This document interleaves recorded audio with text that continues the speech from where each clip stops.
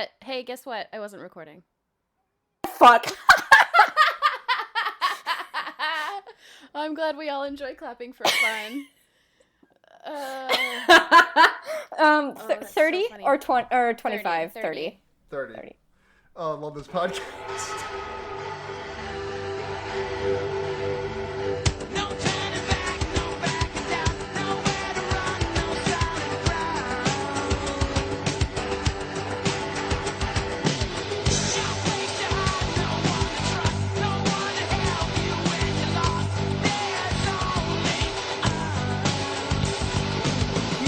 Andalites, your Torque-Bajir and Taxons if you managed to find some earbuds. Welcome to the Wonder Years for all your Animorphs rereading and eventual rewatching needs.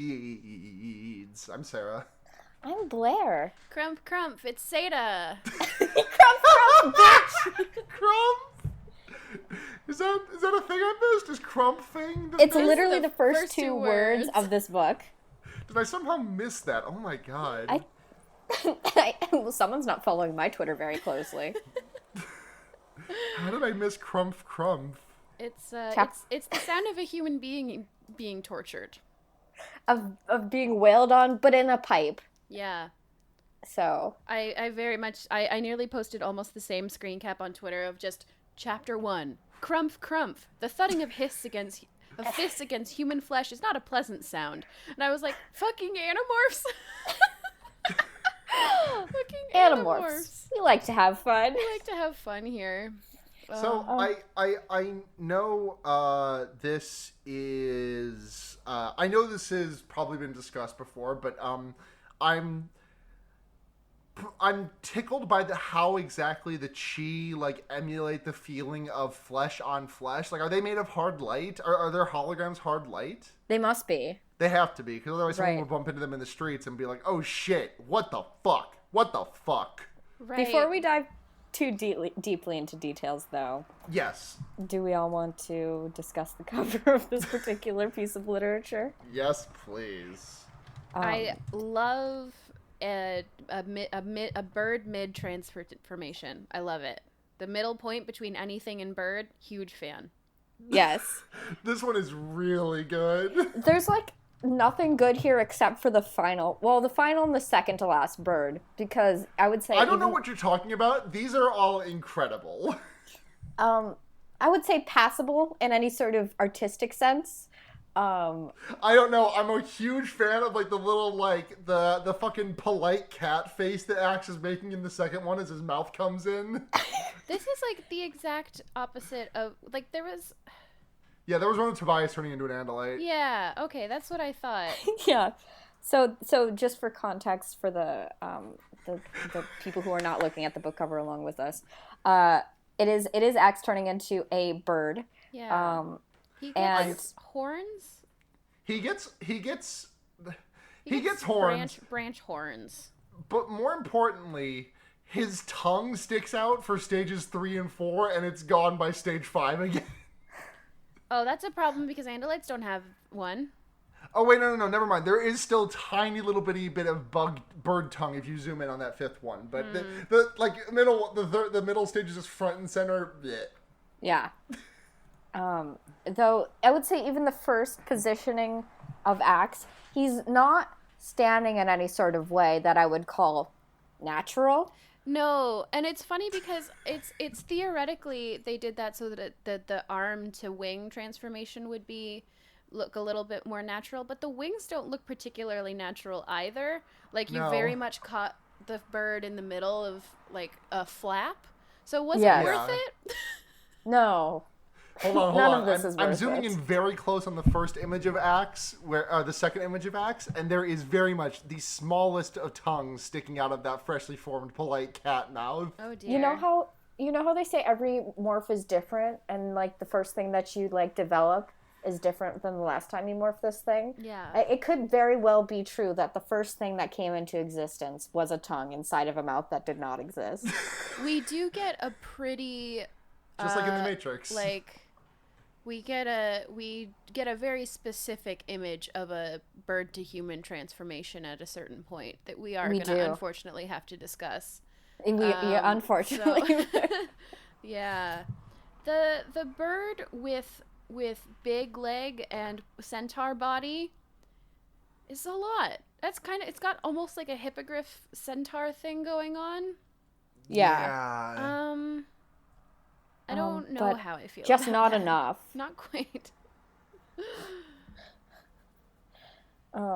Yeah, there's something interesting about him still having all of the like horse legs that he does in the third one, but as soon as the fourth one comes around, he's just basically a longer bird. He's got kind of a bustle, a little bit.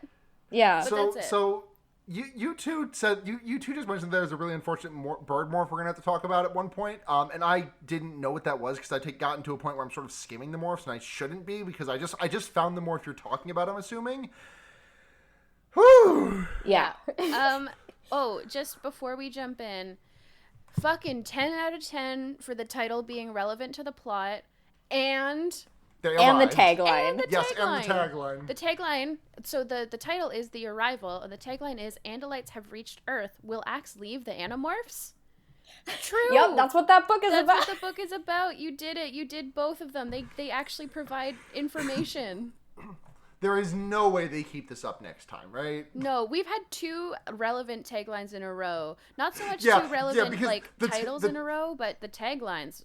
Wow. The tagline for next week is to morph or not to morph. That is the question. Yeah. Okay. Well, I will. Okay. Sorry, Gerald's Wilden. Here we go, buddy. Baby. This. I'm not going to look up the dates because it would just, it's my theory and I'm correct. This must have been when they had their promotion with Burger King, right? When they did the weird Burger King toys that we discussed in the previous episode. Oh my god, I did not connect those dots until absolutely. Spoiler alert, this book does end with them obliterating a McDonald's and saying, I think we should go to Burger King instead. my God. I love to think that they sat down with the Burger King execs and they were like, hey, so it's not like McDonald's is portrayed positively in your books exactly. It is very much like used as the front of a terrible organization of like aliens that are trying to take over humanity. But you still do mention McDonald's a lot. So that has to change. We must kill the clown. So this is not the first time a Burger King or a McDonald's has been explicitly mentioned by name, because if you'll remember the Happy Meal with extra happy. Yeah, that's exactly what I mean. Like I think it's been a known like Yerk pool entrance for a little while. Also, in one of the David books, it was specifically mentioned that Tobias perched on a Burger King sign, and we got into an argument about where the fuck he landed. Right. Because it said he landed on the second E. This, I think, is probably... Yes. Yeah, absolutely. Right. That sounds like a classic something Seda noticed and then decided to fight about. I would say this book is perhaps one of the more brazen about brands, because I can think of 4 off the top of my head discrete foodstuff brands, and quite possibly more than that. I will say the most brazen non-Rachel book, because Rachel is constantly name-dropping clothing lines. That's very true. But that's that makes sense with her personality. I guess mentioning food a lot makes sense with Axe, but I don't think that he would be this casual about it. I also think that this is the most Star Trek references in one book. I don't know if the most, but I mean maybe. But they're definitely, we've discussed them at length. But I feel like they've been mentioned pretty consistently. Yeah. This is not the first. This is obviously not the first time that Star Trek's been brought up on this, but not by a long shot. Yeah. Marco is too much of a fucking dweebus. He sure is. Oh, dweebus. Speaking of dweebuses, this is an Axe book, of course, and it starts off so delightfully Axe. It starts off in media res. They're roaching. Yeah, they're listening to a person be tortured, and that person is revealed to be one of their Chi allies. They sneaked into the offices of the Chronicle, which is a newspaper, to see if it's a new controller front, because they publish articles about the sharing. And he's basically being tortured for information. And Axe they go into battle morphs, and Axe is like, so any Andalite readers who are checking out this story, Earth has like fucking crazy animals and they're so strong. And if you're not an Andalite, what's up? I'm an Andalite. I'm so strong. I could kill a human in one blow. Well, two, probably. A little humility for Max. Yeah, a little humility. A little bit. He's learning. I think it's so much fun when Axe has to describe what's happening. Yes. For the specific reason that he's already just like, because with the other kids it's like, I'm just like you, except I'm not in some very dark ways. Where Axe is like, hello. I'm alien. Hey, this would have been my life anyway. That's okay. Listen, we already know that Andalite narration is the best because Andalite narration takes 3 pages to explain to us how an Andalite rides in a yellow Mustang while drinking, was it Dr. Pepper? Sure was. That was 3 pages of beautiful narration. Yeah. No, it's really delightful. So this book for me is a kind of a mixed bag. Yes. Its gender politics are so aggressively 90s. Yeah. But it also has a lot of the stuff that I really like about Animorphs. The chi being around is always great, and I love this little detail of, they get all of the guards who are torturing this chi away, and the chi just like sits up. And all of his wounds disappear because he's the hologram. And then Axe is like, hey, there might still be people around. And he's like, oh, right. Duh! And like, it's like there's lag when there's like in a game when a bunch of enemies come. You don't actually see them attack you. You're just suddenly like your corpse is thrown across the screen and you make a death sound. Suddenly you have been punched 65 times in the chest and need to cancel your show. Yeah, just lag. It's very, very good. I didn't for a while. I was a little confused as to why the chi was constantly referred to as Mr. King. I thought Axe was just being exceptionally formal for a while. No, this is Eric's quote unquote dad. Oh, I never made that connection. I knew that it was a character that I couldn't remember. Yes. Because they were like, our ally, Mr. King. And I wrote Hoomst, and then I erased it when they gave more context. I was like, okay, oh yeah, chi. Okay, that's fine. That makes sense. Yeah, okay. Yes. Because I thought, Eric? But since when does Axe call anyone Mr. Anything? Yeah. Is it just profound respect? I don't know. He does seem to respect the chi a lot. He's pretty like upfront about it in a couple of instances in this book. Even once to one of their faces, which is great. Yes. And also, my somebody who lives in my house is currently practicing for a show. So if you hear any weird music in the background, that is why. There's little to be done about it, and I'm enjoying it. That is okay. So, of course, it was a trap. Visser 3 was like, if we start publishing articles about the sharing, they'll come investigate. Then we can capture them. And my first thought, I thought that this was, I guess I just forgot about the front cover already, because there's a moment where Marco goes, what, you're a Vulcan? And he's like, Vulcans are fake, and also not even a good fake. There's so much more variance inside alien species than there are in like slight ear differentials or whatever. And so when we get a bunch of Andalites suddenly jumping into the scene, I thought, oh shit, they're going to immediately pay off, and Visser 3 is going to be like, you're all the same Andalite. No, you're not it. I don't know why I thought that would be the plot. Like, he's like, wait a minute, you're all the same fucking person. I kind of understand that impulse, because it feels like I was kind of waiting for like a sort of like emotional boot to drop with a bunch of other Andalites just showing up. Yeah. It seems like they come in and Axe is just like, oh wow, I'm gonna fight with them. Well, to be fair, I mean, they discuss it in depth later that like Axe is definitely like the last time Axe like immediately fell in line with Andalites was when it went like extremely bad. Right. Well, I mean, it's just like there's not even surprise at seeing Andalites. Yeah, no, that's fair. Like, there's an emotional beat missing here.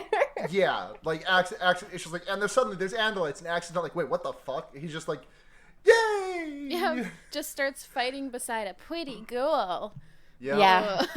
Oh, Axe get horny. There's a moment where just before the Andalites come in, I love this so much. Axe is surrounded on all sides, and instead of thinking that he's scared, or instead of expressing that he's scared or anything, what he says is, "My heart ached for my parents. They'd lost one son on this distant planet and would soon lose a second." Yeah. Like, he doesn't think about himself. He just thinks about how much it will hurt other people to lose him. Yeah. Oh, I feel like the exploration of Axe being attracted to a woman is so gay. It is perhaps, yes. It's almost like I had a moment where I was like, this is on purpose, right? No, but like Axe basically, they're discussing, oh, these Andalites all appeared. Remember last time we hung out with other Andalites? It fucking sucked. And Axe is like, no, I know that she's a true warrior because I know her heart, because as soon as we fought together, I felt a connection. And Cassie's like, I think you have a crush. And I'm like, I think that Axe feels a connection to another warrior. Like, I think he was right. I also am just looking at things I highlighted in these, like, chapters, and I do want to mention that Axe does describe one of the Andalites that showed up as heavily muscled, which I just want to know what the fuck that's supposed to mean when concerning an Andalite. I've just given up. We get more mentions of their weak arms this week, and yet the cover remains the same. So also in this, when it is trying to convince us of alien heterosexuality, Axe literally calls Tobias his soulmate. Like, this is the first time we've heard Shorm defined as such. We've heard Shorm defined as, like... Oh, I don't know if that's true. Is that not true? I could have sworn, like, we've gotten two definitions about it in the past, and he, like, listed both of them. It's like, no, I think we've got at least something to that level of intensity before. I do like that he just offhandedly, like... I really liked how he talked about this, because he defines Tobias as their relationship before they knew that they were related first. Yeah. And then offhand is like, oh yeah, and he's my nephew, whatever. Which I really like, because it's important to me that the revelation that they are blood related is not more important than the fact that they were family before that. Right. Yes, absolutely. 100%. So that's really lovely. Though his wording is hilarious. It's very Dak Rambo voice, my sister's kid. Yes. I do think... I can't remember the exact wording, but it's something to the effect of, yes, he was the child born of my brother, etc. Yeah. Even when they say niece later in this book, so I'm like, you have an Andalite word for this concept. Oh my god, just say that's nephew? So true. I didn't even connect that. That's so fucking funny. Yeah. Oh my god. We get, like... Again, just the gender politics of this book are crazy. Yes. But there's a moment where, like, Marco says something, so Jake, like, throws something at him, and Marco dodges, and they, like, horse around, and Axe is like, they do this because they are best friends, and this is how male friendships work. I understand gender. It is insane to me that Andalites have a concept of gender. Like, what? To what end? Not only do they have a concept of gender, they have a concept of, like, sexism the exact same way that, like, human sexism works. Except it seems more... Well, specifically North American sexism. Yeah, it's strangely... It feels almost the way that Axe talks about this, like, female Andalite, as if he's never seen a female Andalite in his fucking life. Right! Yeah.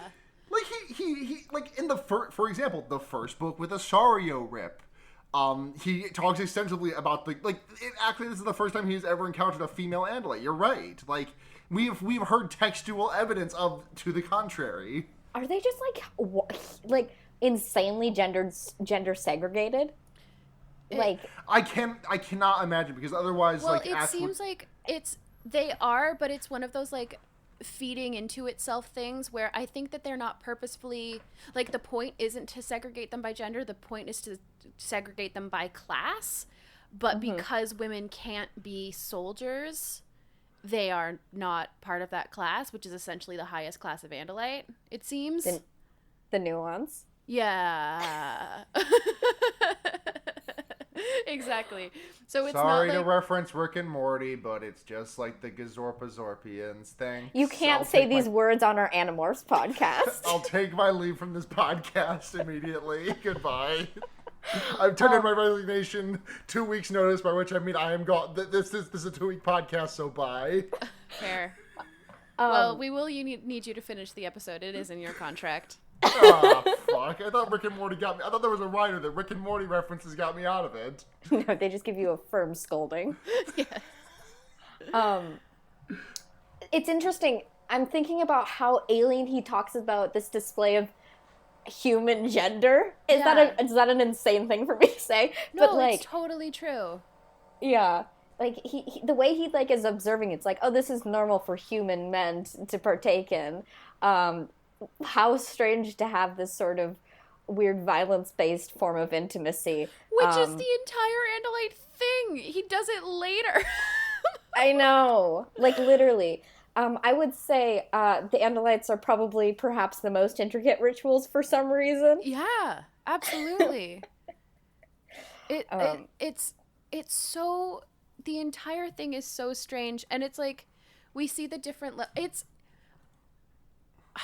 It's understandable because Axe grew up in the culture, but it's hard to read him after he's been fighting along like Cassie and Rachel for so long to still see him have slight opinions of like, can women be soldiers? Like, can women be warriors? Can women be strong? I wonder if and this is full extrapolation on my behalf, I wonder if he like understands human women as like almost a completely different gender than female Andalites. I think that's totally the direction that I started to go in at some point. Because even, I mean, we see, it's subtle kind of, but we interact with a more sexist Andalite. So we contrast like, this is the bad sexism versus Axis. It could always be worse. Sexism. Yeah. There's like a couple of moments where the what is her name? It starts with an E. Estrid. Estrid. Yeah. Estrid. We get a moment where she, you know, does something that isn't exactly up to snuff or up to code, and Axe is like, oh, I wonder if because she's a girl, she gets away with more. Interesting. And it's like, what? How would you not know? That's when I started being like, how would you not know, Axe? Well, he's been with like the thing about this that really fucks with me is that like, what is the split point? Because Axe is still like Axe is a juvenile, right? Yeah. Yeah. As is Estrid. So what fucks with me is that in the book where they go back, where they get Sario ripped into the jungle, Axe is like, well, I would know more about Sario rips, but I was busy being heterosexual and staring at a girl in my class that day. Like, at what point is the split? Right. Like, you go to normal school with everybody for a while, and then you never talk to a girl again. The Warrior Academy is gendered. It's just like it's just like that thing in 5th grade where like all the boys have to go watch a video about penises and all the girls have to go watch a video about vaginas, and then like but forever end war. Yeah, they never reconvene the classes. Oh god. Yeah, it's just like the bell rings at 2 p.m. and it's like, all right, time to go watch a video and never speak to your other gendered compatriots ever again. Say goodbye. And a lot of it is very 90s. I mean, I guess I'll just talk, like, there's a moment where he's like, well, actually, I don't know if I should spoil this yet. There's a use of, oh, I have brothers, which is a trope that always drives me insane when like a female character is good at something. It's such the trope. And just being like, oh well, I have brothers. I have male influences in my life, which is why I'm not like other girls. Yeah, it's a lot. But luckily we still have our good boys. Tobias shows up. He found $20, so he wants to go get cinnamon buns and tacos. Imagine a hawk just picking up $20 and flying away with it. Imagine if you just saw a hawk flying with $20. Imagine if it was your $20 and / or you saw it too and you were like, oh fuck yeah, $20. Bird just takes it. I think it might change my life. He does explicitly mention Taco Bell, so I'm just very much imagining that vine of like, yo, what day is it? And then Tobias is just there like with a taco in one claw, just being like, hey, you know your boy got that free taco too, and then he like slips on a skateboard or something. Just bird beefs it. Yeah, yes, absolutely.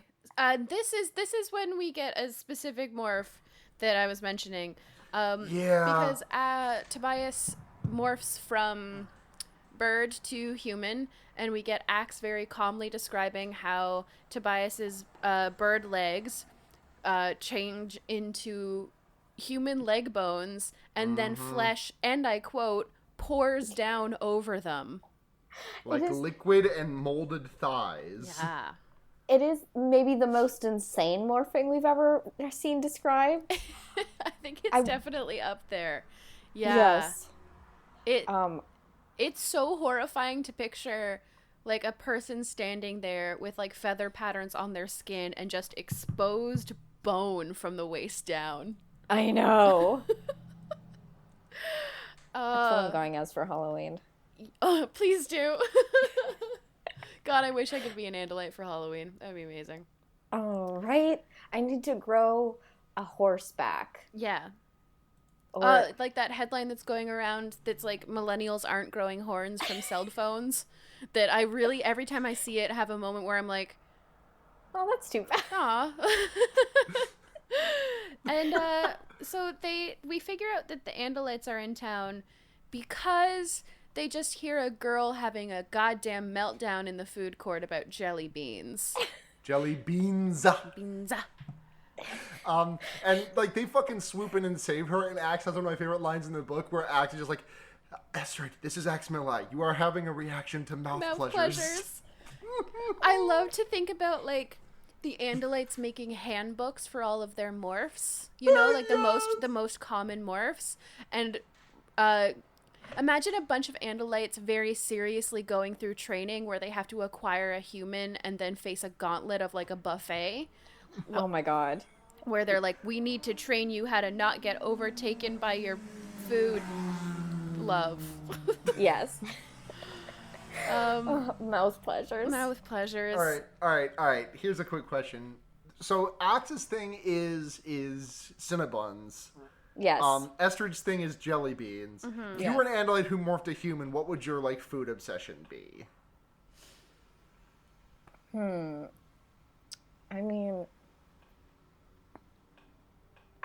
mean, it's already cup ramen is the unfortunate thing about me as a person. I'm kind of leaning there. Yeah. I'm like, or like a burrito. Yeah. Or like A&W Beyond Meat Burger. Because It would probably be tortilla chips for me. yeah. Or salt and vinegar chips. Yeah, absolutely. Fuck me up. When I'm hungover, I will order 5 Beyond Meat Burgers and 3 hash browns and just eat them over the course of the day, and it's amazing and is the only reason I've survived this long. Gotta say, Beyond Meat burgers. Okay, I messed up that sentence. Like I messed up that name like 4 times. I called it Beyond Meat and Beyond Meat Burgers. Beyond Meat Burgers. I've tried a bite. It's pretty good shit. They're really good. They're really good. Yeah. I haven't had them from A&W yet, though. I've had them at an Alamo Draft House, which is probably the bougiest place you can get a Beyond Meat burger, I think. That's awesome. It was extremely fucking good, though. Yeah. Well worth the probably $17 or something like that I spent on it. That sounds about right. Yeah. We have them at my work, so I eat them a lot. It's nice. Most of the people I work with are vegan, but we really range in scale from me to like the type of vegan who actually like eats plants for every meal. Right. Which I admire very much, but couldn't be me. Right. I eat plants quite more than your average person probably, but nope. When they're running away, Tobias, instead of saying haul ass, says haul buns, which is very cute. Yes. I like to imagine that they cuss a lot more than they let on. Yes, absolutely. They have to, right? Right. It's... I want Axe to say fuck. I want Axe to say fuck. He does go off here a little bit. He's talking about how he lives in constant fear that a hunter will shoot him because he resembles a earth deer, and then he mentions, oh, so shooting deer is a sport that humans do because I guess they don't know that deer are harmless herbivores. I don't know. And it's like, get him. And then he starts pondering. He's like, why does seeing a hot girl make me feel lonely? And it's because you're gay. It's because of the homosexualism. Yeah.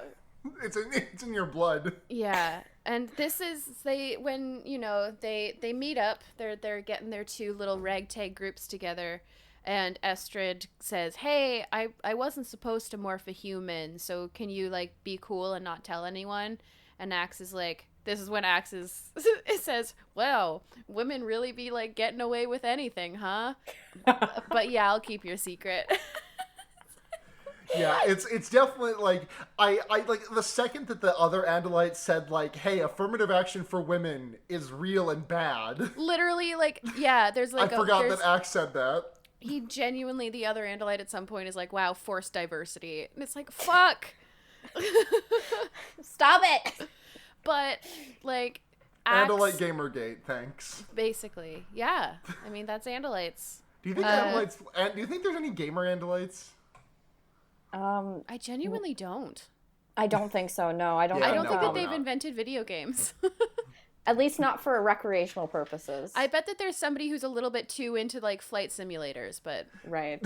Sadie, you said that, and I'm really enamored by the idea of like Andalites being like so far flung in the future with their technology, and then like one day they're just like, "Hey, I made Tetris." yeah. Yeah. I mean, they didn't make books. I will bring this up every episode if I have to. Remember, they didn't make books until after computers because that's just how their society works. Yeah. Stupid. It's stupid. I love. Well, the implication was not that like, they stumbled across the idea of books after computers. It's that books replaced computers for them. Like I feel like their books just do way more than our computers can. I don't know I don't know how. And that was a throwaway line, and it still fucks with me to this day. Oh, yeah. But Andalites being so stupid is why I'm so glad that Axe just, like, respectfully disobeys them and is like, well, I'm going to listen to Jake because he's my prince. And they're like, what the fuck? Yeah, they get but we're so Andalites. fucking mad. And Yeah. romance is alive and real. Yes. It is the best. So they take Jake and Axe have a sort of diplomatic meeting with the other Andalites. Yeah. And it is the most tense situation fucking ever. So they're just kind of fighting about things. Jake is so good in this, by the way. He is the best. I love seeing him be really, like, cool and confident and competent, especially in a book where we get him just, like, throwing things in a friendly way at Marco, and then later see him, like, hiding behind a bale of hay in the barn because his brother was picking on him. It's just delightful. He's such a goober, but in these moments, he's like, yes. The world's best intergalactic diplomat. Yeah. Essentially, they learned that there's a plan. There's a lot of A names in this, so I hope it doesn't matter too much. There's a plan to assassinate Visser 3 because one of the Andalites there is the host's brother. Yeah, we basically have Arbat, who is an older man. He was an intelligence agent and then retired to become a professor. Then we have Aloth, who's a sort of like young, strapping warrior assassin. We have, I think, Garbon is a pilot. Yes. And just a real dipshit.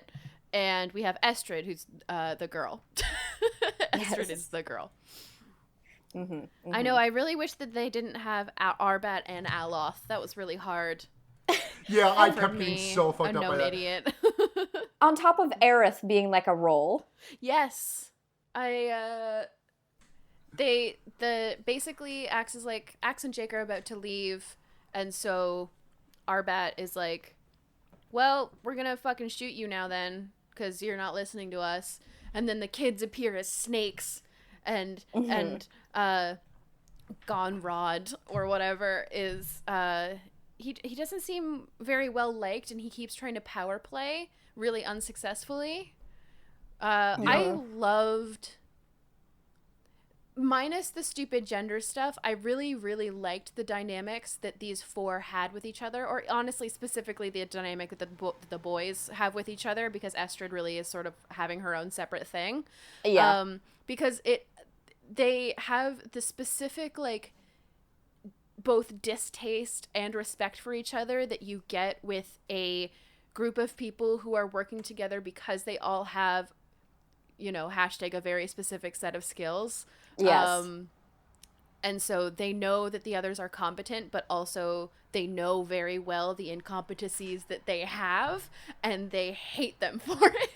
Because they've been traveling and working together for a long enough time that they have grown to truly resent each other. Yes. Which I'm into. It's really tremendous. Especially how they constantly shit talk each other to Axe, who's like, this is weird. Yeah.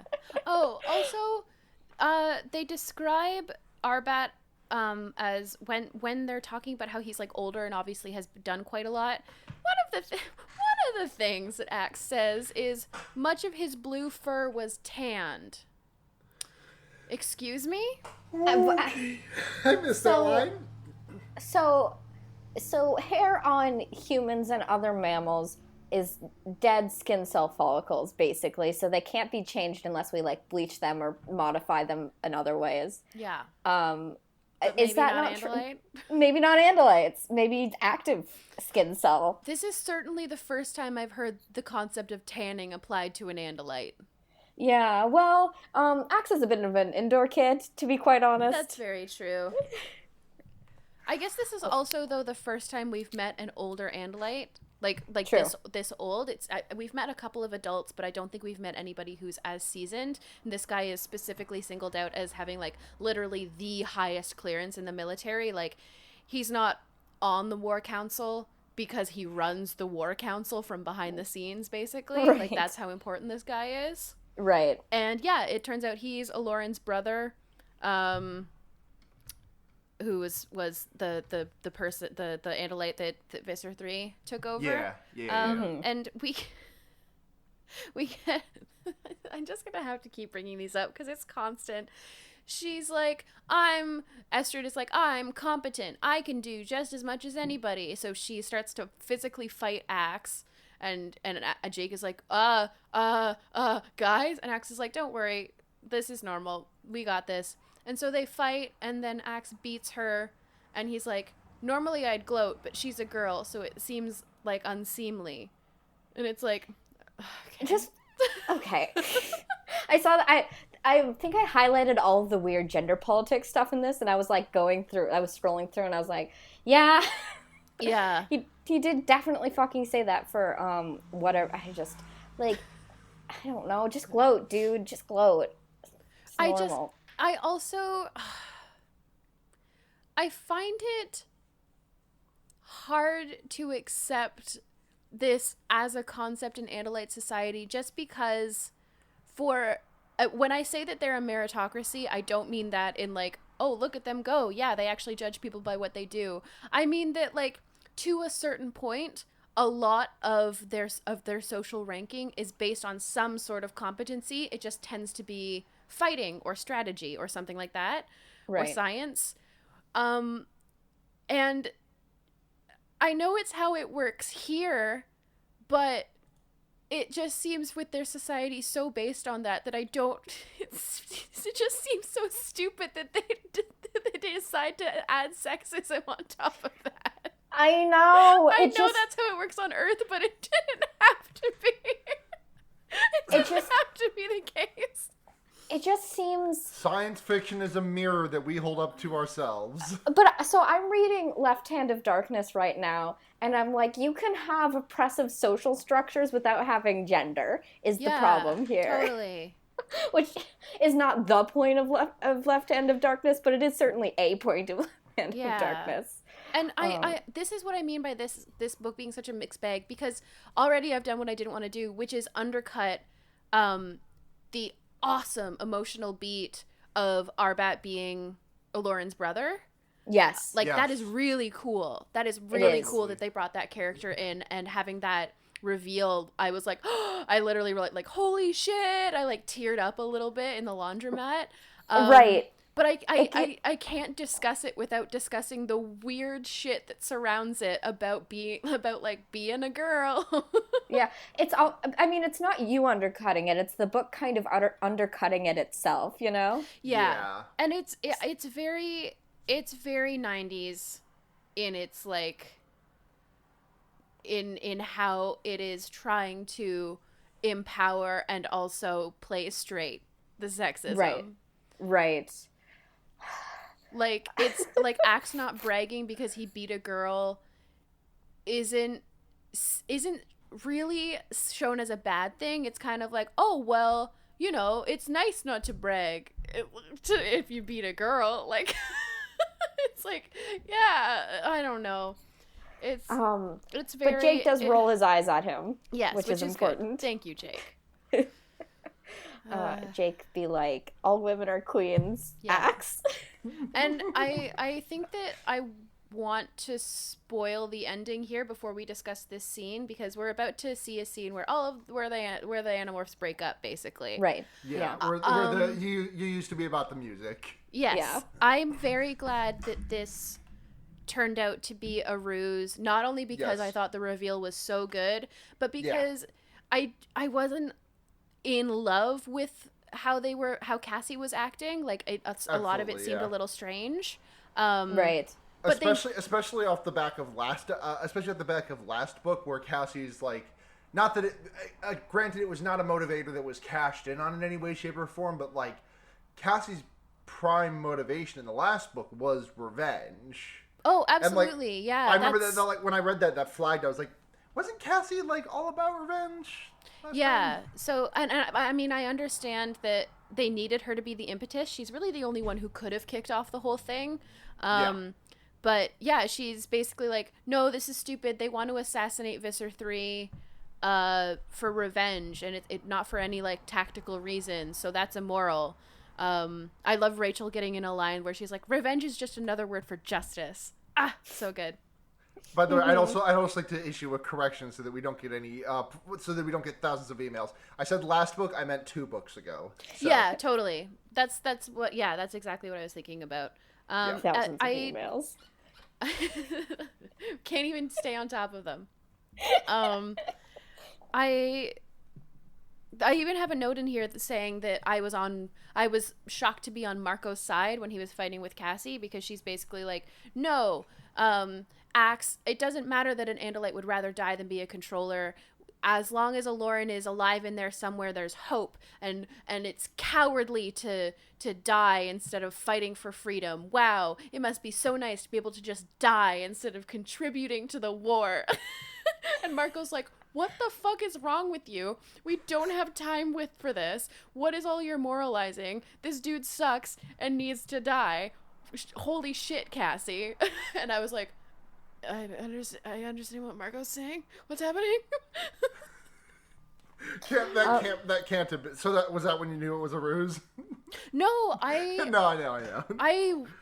But it shocked me enough to write it down. Yeah. But I still love the emotional core of this scene, which is real. Like, even if this fight is ultimately fake, because we get Axe like showing the barrel of the gun because he like notices a weird bird, and is like, that bird's being weird, and Cassie's like, I don't think so, and then they kind of move on. And see, I loved this. I think that they played that really well because I was like, ooh, one of the birds is going to be a Andalite. Oh, that's so cool. And then one of the birds was an Andalite, but that isn't revealed till way later. But you totally forget about it. You brush it aside because he's like, hey, Estrid, if you're going to follow me, understand that a bunny rabbit wouldn't have followed me. And then she's there, and you're like, oh, one of them was there all along, but it wasn't the one I thought. It's really well done. So, yes, the emotional core of this is the kids being like, we have been holding back the tides for as long as we can. We have gone through so much just waiting for the Andalites to show up. And now they show up, and it's 4 of them in a fucking beat up, useless spaceship that doesn't even have guns on it. The Andalites are not coming. Yeah, this war is over, and we lost because we can't win it alone, and they're not coming to help us. Yeah, they specifically mentioned because after the mission on Lyra, they the last time that Axe encountered Andalites, that went really badly, but they still managed to get talk to good Andalites, and they were like, yeah, we'll try and send some crew your way. Yeah. But then en route they got diverted to another thing, and Jake's just like, great, fucking Earth takes last place precedence as always. Yeah. And they sent this fucking goon squad. Yeah. I do want to mention the fact that when Marco leaves, he doesn't say, oh, I'm going to get some hot chick. I'm going to do something useful with my life before I die. I'm going to get some hot chick. He does say, I'm going to acquire a surfer dude chick magnet. Yep. He doesn't give a... He's not like, I'm going to go find hot girls. He's like, I'm going to go find a guy that knows some hot girls. Who is assumedly a chick magnet. Yeah. So also attractive for unrelated reasons why I'm associating myself with him. Goodbye. It's amazing. All of their exits are really good. He says live long and prosper. Yeah, he says live long and prosper, which I love. I mean, he basically, he goes off on Rachel. Rachel starts beating the shit out of him. Tobias is like, this is fucking crazy. Everybody's going nuts. I'm out. Bye. Rachel punches through a glass lantern and is like, you have all been bringing me down. I'm taking as many yerks out as I possibly can. I don't give a shit if it's bad. I'm out. This sucks. And Cassie's really got to me. She's basically like, if the war is unwinnable, we can't justify our actions. The violence that we do and the people that we hurt, it's only justified because it's for the greater good. And if that greater good is ultimately not going to happen, then it's not worth it. We can't justify it. So we just need to stop. And then Marco's like, I'm going to go hang out with a hot dude. Peace. Live long and prosper. Let me touch you briefly. Quote Star Trek at you and leave. It is the most Mac McDonald thing I've ever seen in my life. It really is. It's blatant. Yeah. But the next moment is I think it might be one of my favorites in this entire scene. So it's just Jake and Axe alone.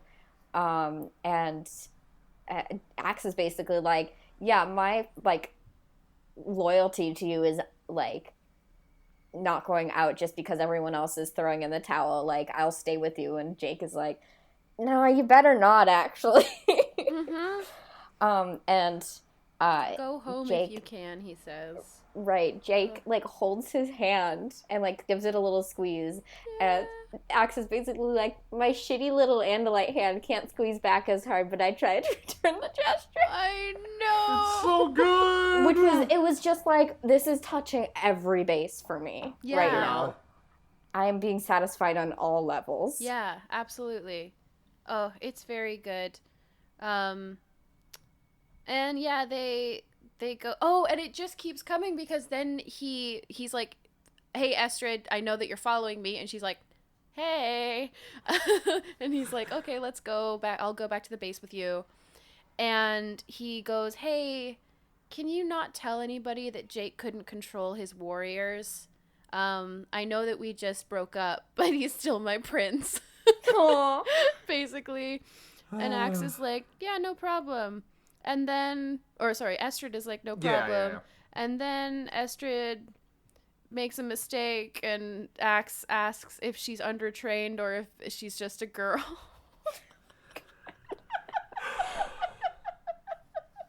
He is so fucking stupid. Oh. I guess mild spoilies. I'm just so glad that it does just turned out that she's like not trained at all. Yes, same. I was like, oh, thank God. At least and she's competent at something.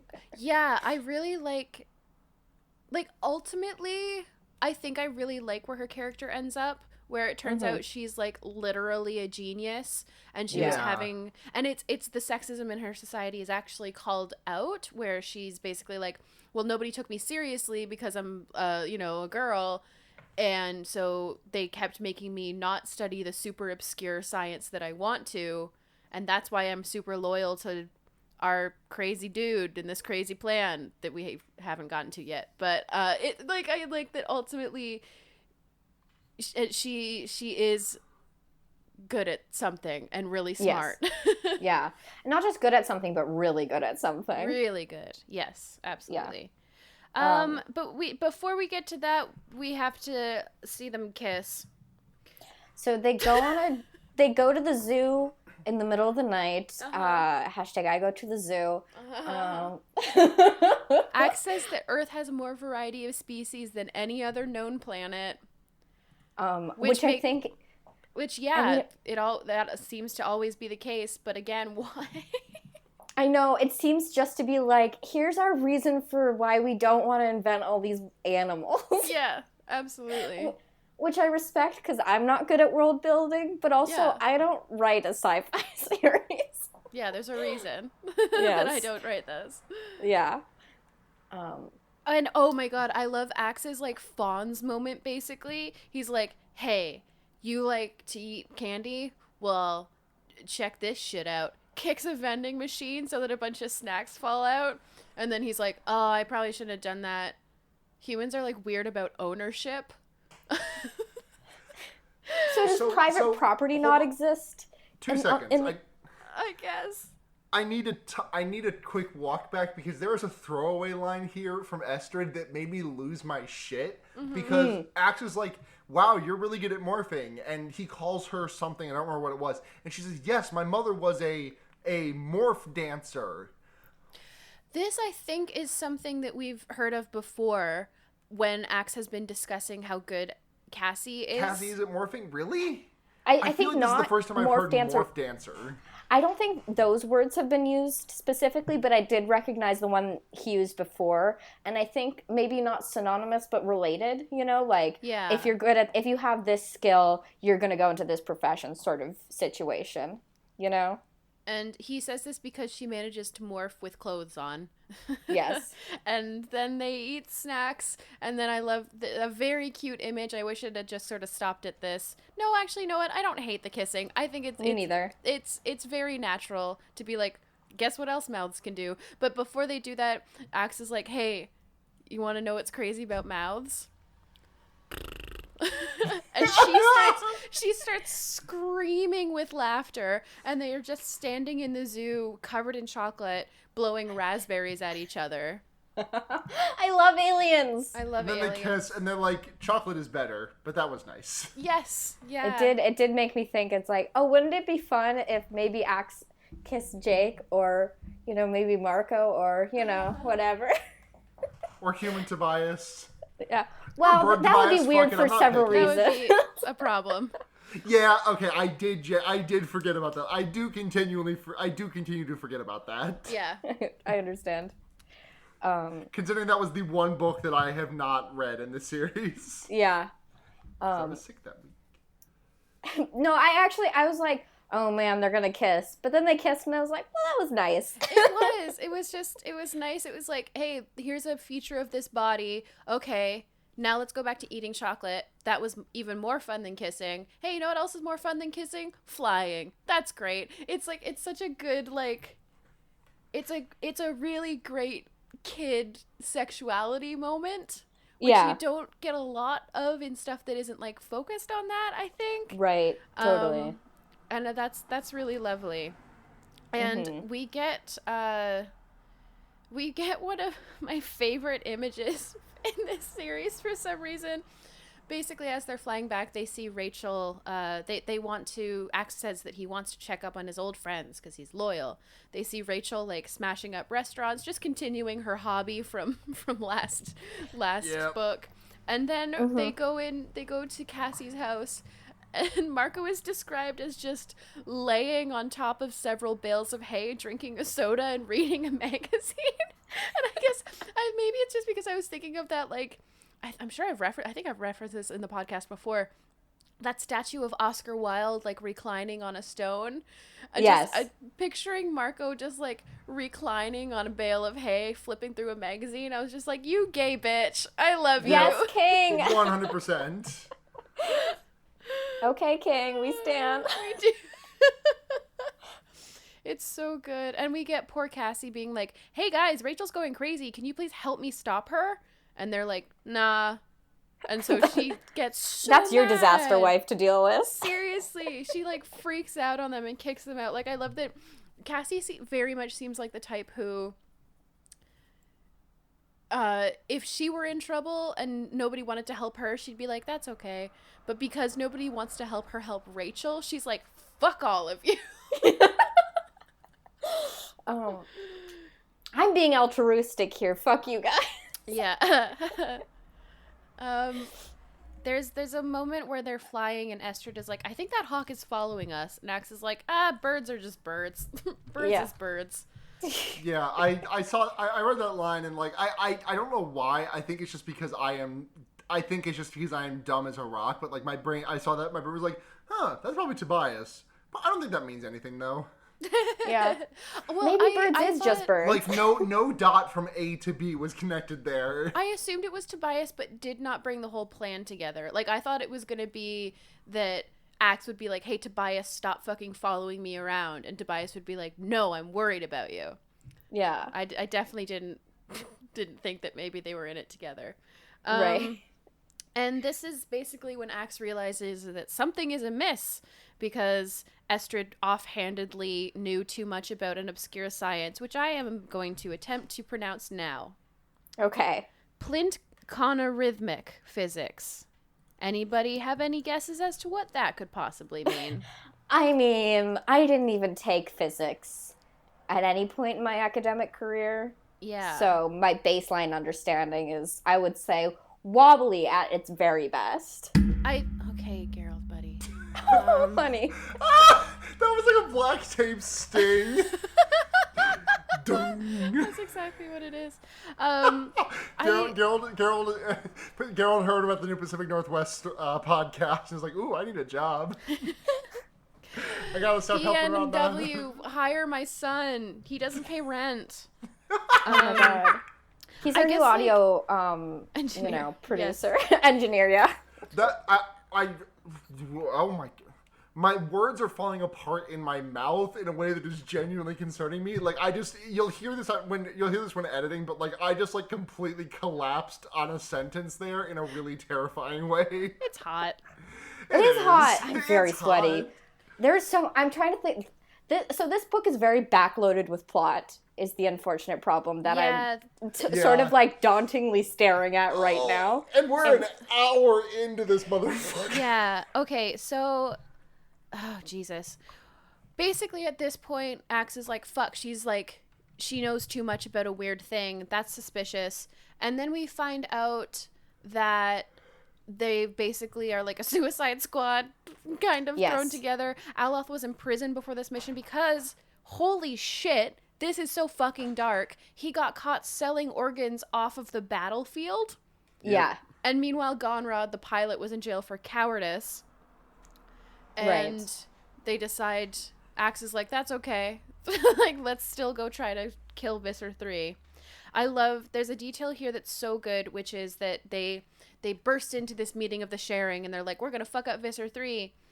And after they're revealed, nobody starts shooting at them, and they don't understand why. And then Axe realizes, oh, Visser 3 is so paranoid and fucked up that he can't address an armed audience, even if it's of his, like, closest allies who know who he really is. He's too paranoid to let anybody who sees him speak have a gun. Yeah. Oh my god. Yeah. Gonrod basically everything goes pear-shaped. Arbot shoots Aloth. After he gets mildly injured, it seems like. Yeah, and then Gonrod flees and then like pretends it was on purpose and like acts as all like, one purpose, whatever. And they all, so it's all like a retreat sort of situation, if I'm remembering correctly. Yeah, and where oh, sorry, go ahead.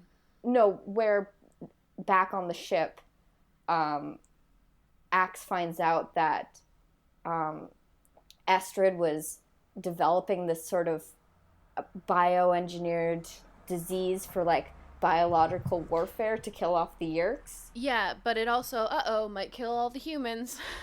Yeah, Whoops! I want to interject at this point because it's a good jumping off point for one of the questions that we got from Twitter user at Ducky Aisha, who wants to know. Again, we see biological warfare being employed by the Andalites. It was the last time was in the Hork-Bajir Chronicles. But do we know / do you think this was a strategy developed to deal with the Yeerk specifically, or did Andalites have experience with biological warfare and bioterrorism before the Yeerk War? They certainly seem to be good at molecular biology, but engineering prions isn't as hard as you might think. We can do it in bacteria and yeast, for example.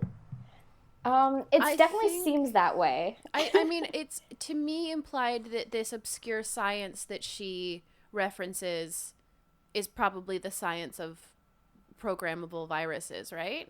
Yeah, that's the thing that I'm getting at. For me, it's hard to imagine Andalites pre-Yeerks because their entire society is driven on wiping them out, basically. Yeah.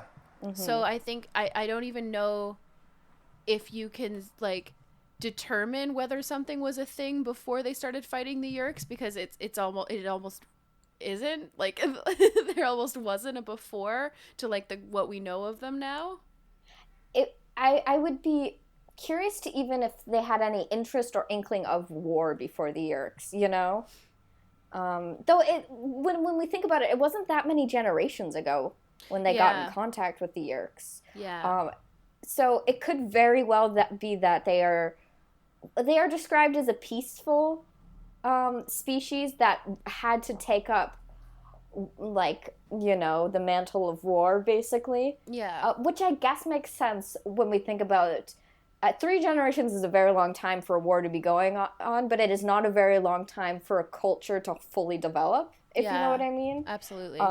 So there are probably people alive who remember pre-Yeerk society. Or Andalites, I guess. Andalites are people. Yeah, Andalites are people. And I guess that they had a certain amount of warfaring technology before the Yeerks, because that was the whole thing, that they gave the Yeerks this technology. Yeah, I don't know. I also, because the Andalites are so scientifically based, it wouldn't shock me if, like, bioterrorism was sort of a natural offshoot of, like, a completely innocent experiment. Right. That they were doing purely intellectually, and then that got weaponized, as happens. As it is wont to do. Yeah. Yeah, and basically we find out Estrid is a complete genius with this stuff, and it's revealed that Arbat wasn't even like a real professor. He basically just played one so that he could find somebody like Estrid who's that smart, and it's revealed that all of this Andalite crew has been listed as dying in this other front of the war that everyone else is at, and Estrid isn't even listed as being there because Arbat is like, I don't want history to judge you. And she's like, for what? And he's like, for your genocide that I'm going to help you commit. And he gets he gets a great little villain line as the reveal. He basically is like, well, we're all going to die, but it's going to be worth it. Don't worry. And traps Axe and Estrid in a cage. And he's basically like, I'm going to end this war once and for all because I'm so fucking sick of everybody having to fight all the time. Think of all of the artists and the scientists who have been turned to soldiers in a war that they didn't choose. I'm over it. Humans aren't worth it. Who cares? Let's kill all the Yeerks. Right. And I did start tearing up a little bit at the reveal that the Animorphs were actually together all along. Yeah, friendship is magic. Friendship is magic. Marco is here, and Estrid was like, you lied to your own people. And Axe is like, fuck you, these are my people. Yes! Found family. He specifically has a line I really love where he says that his people are anyone who believes in freedom, anyone who resists tyranny, anyone who pursues peace. Yes. It's beautiful. Aw. And at this point, they basically, Arbat is planning to release this virus that Estrid engineered, and she's like, hey, I might have fixed it. It might not kill all the humans. And Axe is like, okay, but it might, right? And I love the moment. I love Marco and Rachel so much. They're outside of this Yerk pool, and Marco says, you know, I keep saying I'm never going to go down there again. And Rachel says, do you want to say it again? Might make you feel better. And Marco says, I am never going down there again. Oh, And then Jake's like, okay, shut the fuck up. Can we please go down there? And Marco's like, yep. I love them. He also makes a fart joke when Estrid is like, what natural weapons do human bodies have? And Marco makes a fart joke. He does. Thanks, Marco. Oh God, Thank you, King. The other night I watched the Red Letter Media video about the Rupert Grint vehicle Thunderpants. Mm-hmm. Yes. Which is just a movie about a kid who farts really loud and really badly. Hey, former Harry Potter actors be doing a lot of fart-based movies. Yeah. I would like to specify this was Rupert Grint like age 14 when he was like this is like before filming started on Prisoner of Azkaban, I would guess. I take you Rupert Grint age 14 and I raise you a fucking Daniel Radcliffe adult human man in Swiss Army Man literally farting his way through the entire movie. It's a sentimental reward, I guess. Yeah. But you know, is that what Harry Potter does to the psyche? I think so. Has Emma Watson done a fart movie yet? Emma Watson will never do a fart movie. Unfortunately. I mean, there was Beauty and the Beast. Wah, wah, wah, wah. Who knows? You know what? Who knows what the future will hold? Who knows?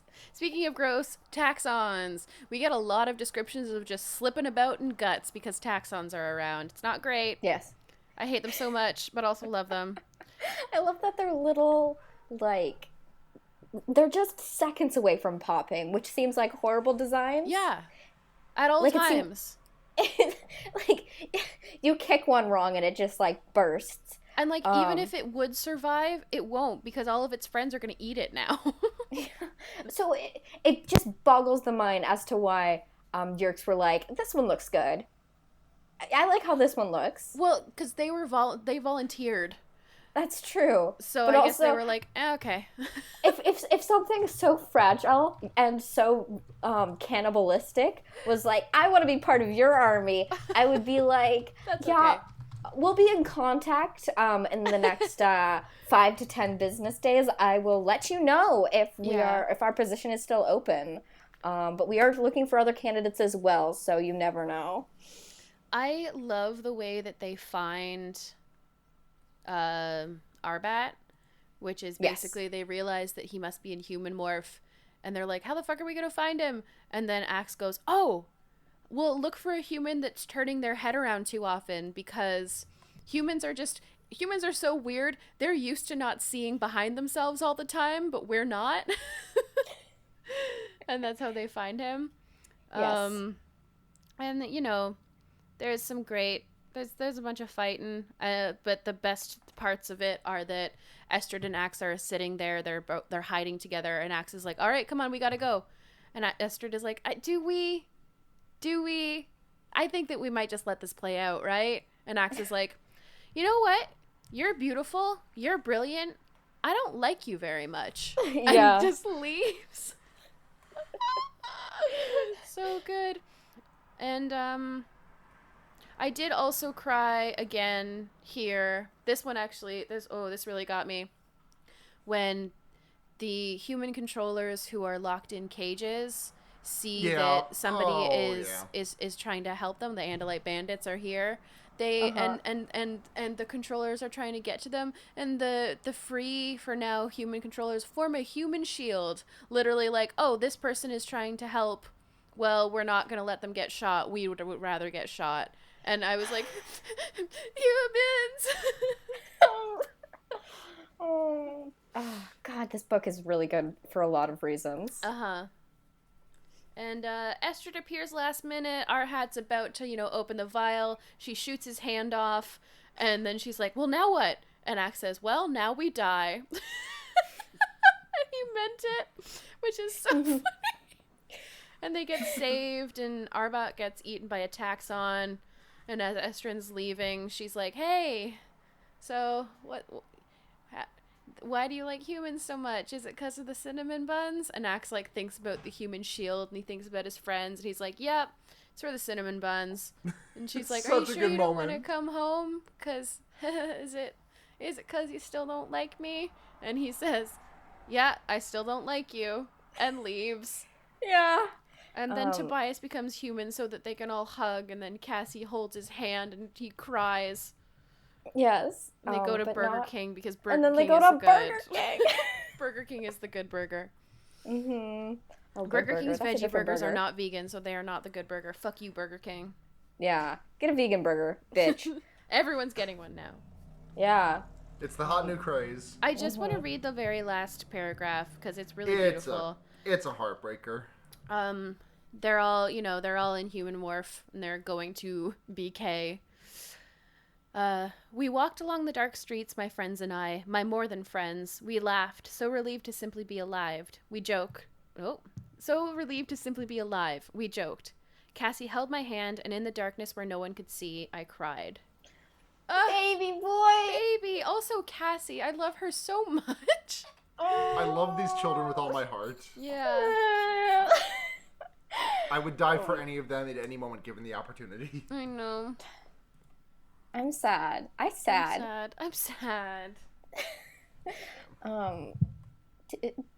Do we have other questions? We do, actually. This is an old one from Ducky Aisha, but I forgot to read it back when they sent it in. Okay. So here it is. Here's a question for the next podcast so I don't forget. The Mountain Goat song of, quote, Super Genesis is obviously biblical, but to me it has such Animorph vibes. It's like, what if Satan, Bible, was a Nothlet? Thoughts? I don't know if I know this one, which makes me feel like the fakest Mountain Goats fan ever. I definitely know this one. I definitely do not know this one. I do just really much like the parenthetical of Satan, parentheses, Bible. Yes. As opposed to others, Satan's. Oh, this is from the Black Pear Tree EP. Oh, that's why it's not on Spotify. Sorry, John Darnielle. What if Satan was a Nothlet? Satan is Nothlet, I think. All demons are, if we're talking about this definitely them. does. The first couple of verses definitely have heavy Tobias vibes. Yeah. Aw. Oof. Toby. Yeah, I mean, he bird, not snake, but, He can be Snake. He can be Snake at times. Snake. I feel like that was the title of one of our episodes once. What was it? Tube, who is also boy? Yeah. God, we have such good episode titles. All right. Is that questions? That's questions. Cool. Thank you all for listening to this week's episode of the Wonder Yeerks, Book 38, The Arrival.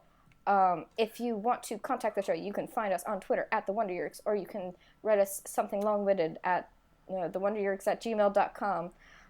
If you would like to support the show and our sister podcast, Fear Baiting, where Sarah has a guest on and talks about a horror movie every week. We did a really good episode. We had a really good episode this week. Friend of the podcast, friend of the show, Val, came out to talk Stephen King's The Dark Half. Yes. You can shoot us some money at patreon.com/fearbaiting. $5 and up gets your names read on the show. Sarah, do you have those names available at your disposal? Michael Kaiser, Paul Moran, Kit Spindler, Paul Bechtel, and Question Asker of the Week, Ducky Aisha. Yes, thank you so much. If you want to find your beautiful hosts online, you can find me, Blair Kitch, at BlurKitsch on Twitter or blurkitsch.tumblr.com.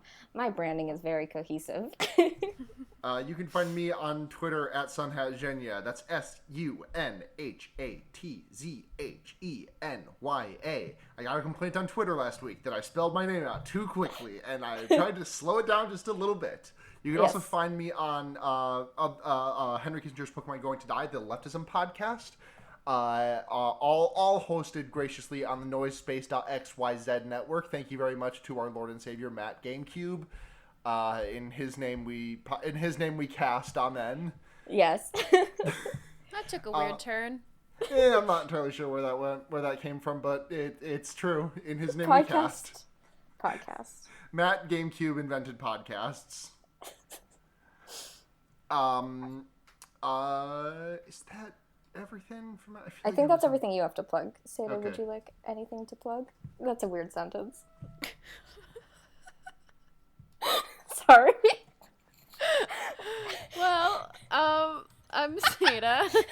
Hi, Seda. I'm on Twitter at nudity with an EA instead of a Y.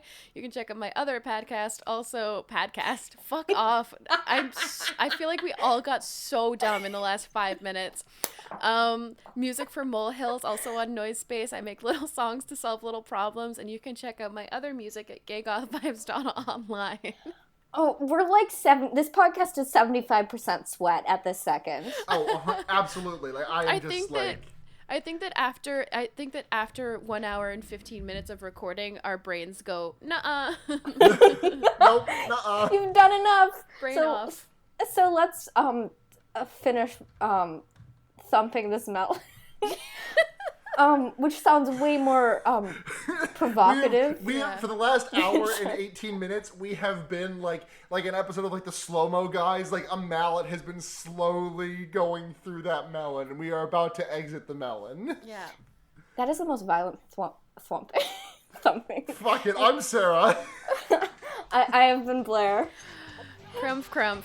I'm Seda. Crumph. And remember, keep your hand on the Escafil device.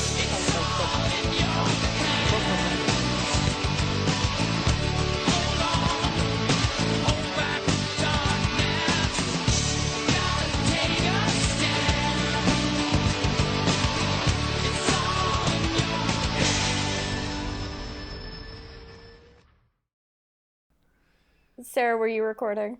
Yes, I was. Okay, cool. Both times. Nice.